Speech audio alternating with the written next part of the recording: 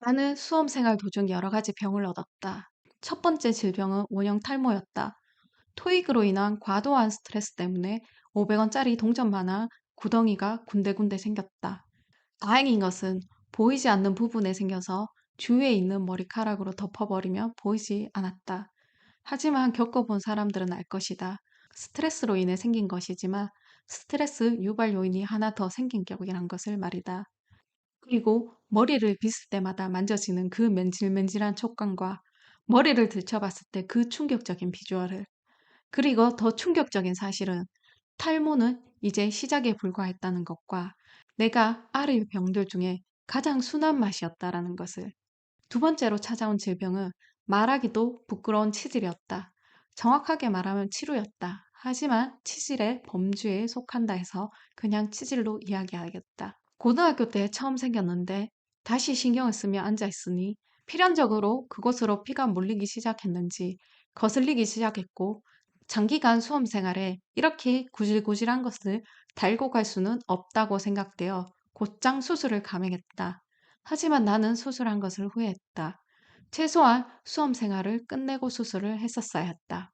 수술 자체는 성공적이었지만 수술 시 사용한 마취약이 내 머리의 회로를 다 막아버리고 내 기억세포를 다 죽인 것 같은 느낌이었다.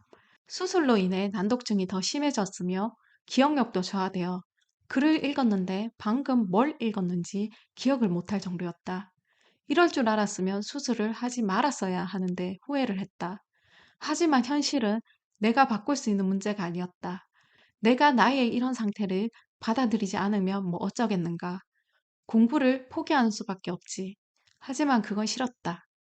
머리로 가는 회로를 정상화시키는 방법밖에 없었다. 머릿속은 하루하루 전쟁터였다. 막힌 회로를 뚫기 위해 지식과 기억을 꾸역꾸역 밀어넣기를 반복했다. 세 번째, 난독증.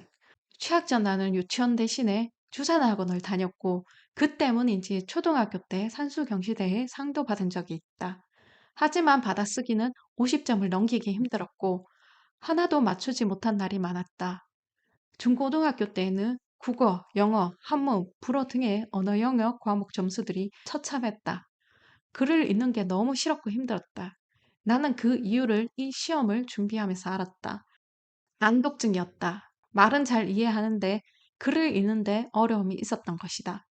그래도 다행인 것은 이 시험을 준비하면서 그 사실을 빨리 깨달았다는 것이다. 내가 그 사실을 알았다는 것은 내가 그 부분을 교정하면 된다는 것이기 때문이다. 네 번째, 이석증.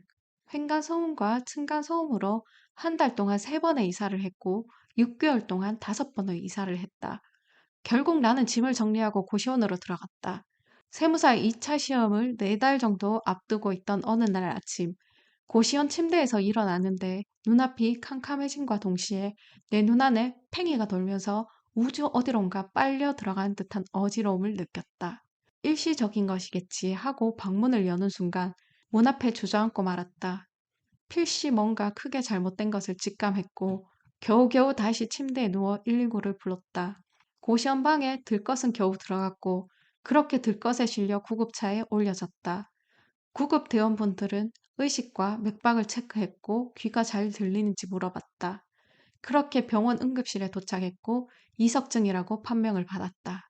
이석증은 귓속에 돌이 떨어져 나와 어지러움을 느끼는 증상이다.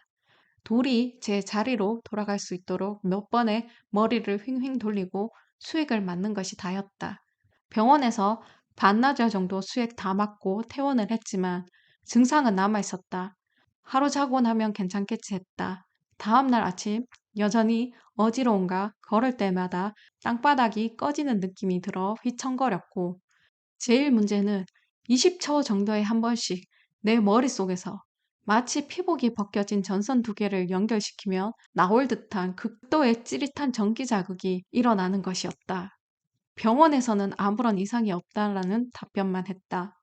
이상이 없는데 내 머릿속에서 일어나는 현상과 내가 느끼는 고통은 거짓말이냐고 하소연을 했지만 돌아오는 대답은 검사상 이상이 없습니다였다. 2차 시험이 4달밖에 남지 않았는데 이 몸 상태로 공부를 하라고? 하늘도 무심하시지. 어떻게 시험을 4달 앞두고 이런 시련을 주는지. 원망을 했지만 또 별 수 없었다. 여기서 포기할 순 없지 않는가. 책에 집중할 수 있는 시간 단위는 20초. 20초마다 마치 전기 고문을 하는 듯한 온몸이 놀랄 정도의 자극이 왔다. 그러던 중 어느 날 그동안 친분을 가진 사람에게서 어지럼증을 잘 먹어야 된다는 이야기를 듣고 몸무게를 3kg가량 늘렸다. 그렇게 하고 나니 증상은 많이 줄었다. 그랬다. 이석증의 원인은 영양실조였던 것이다. 공부를 하는데 에너지가 많이 들어가는데 먹을 것을 제한하니 필요한 영양분이 없었던 것이었다. 결핵. 회계사 2차 시험 최종 단계의 가장 중요한 시험을 앞두고 나는 가장 힘든 병에 걸린다. 결핵이다. 결핵 판정은 2월에 받았지만 증상은 1월부터 있었다. 공부만 해도 체력이 쭉쭉 빠지는 그때 심적으로 힘드니 바로 이런 병이 왔다. 가슴에 큰 구멍이 뚫려 그 구멍 사이로 찬바람이 왔다 갔다 하는 기분이 들 만큼 심리적인 충격이 있었고 겨우겨우 버텨오던 몸에 이상이 생겼다. 아침에 일어나니 땀에 젖어 온몸이 축축했고 눈을 뜨는 것조차 힘들었다. 일주일 전부터 이런 증상이 반복되었다. 직감적으로 작은 병이 아니란 것이 느껴졌다. 병원에서 CT와 엑스레이 검사를 하고 2일쯤 뒤엔가 병원에서 전화가 왔다. 폐결핵이 의심되니 다시 내원하라는 것이다. 이 전화를 받은 날이 내 첫 GS 학원 가는 날이었다. 시간이 없어서 버스 환승장에서 빵을 먹고 있었는데 그날따라 비가 왔다. 빗물도 흐르고 눈물도 흘렀다. 버스에서 축 늘어져 생각을 했다. 왜 계속 이런 때 나에게 힘든 병을 주는지. 원망할 사람이 없으니 신을 원망했다. 있는 힘을 다해서 연필을 쥐고 GS를 마쳤다. 다음의 성적을 확인해보니 3등이었다. 여기서 포기할 순 없었다. 다음 날 병원을 가서 설명을 들었지만 약을 복용한 것 이외에 뾰족한 수가 없었다. 그날은 그렇게 아무 결정도 하지 않은 채 집으로 돌아왔고 약 먹겠다고 결정하기까지는 일주일 정도 걸린 것 같다. 약을 먹기 시작한 첫째 날의 다음 날 붉은색 소변을 보았다. 병원에서 약을 먹으면 소변이 오렌지색으로 나온다라는 말은 들었지만 오렌지색이 아니었다. 굳이 과일에 비교하자면 검붉은 자몽색에 가까웠다. 예쁘게 표현된 오렌지색이란 말 이면에는 이런 공포스러운 장면이 숨어 있었던 것이다. 하루하루가 지나갈수록 얼굴빛은 어두워졌고 누가 보더라도 병자 같았고 어디 아프냐는 말도 안색이 안 좋다는 말도 많이 들었다. 하지만 정말 힘든 부작용은 일주일 정도 지나면서부터 나타나기 시작했다. 약이 몸속에서 분해되고 작용하고 나머지 것을 배출하면서 나에게 많은 부작용을 가져다 주었다. 약 성분들이 땅구멍으로 배출되면서 결막염과 피부염이 시작되었다. 처음에는 손가락 끝마디에 간지러움과 수포가 올라오기 시작했고 란셋을 들고 다니면서 손가락을 찔러 그 간지러움을 잊고자 했다.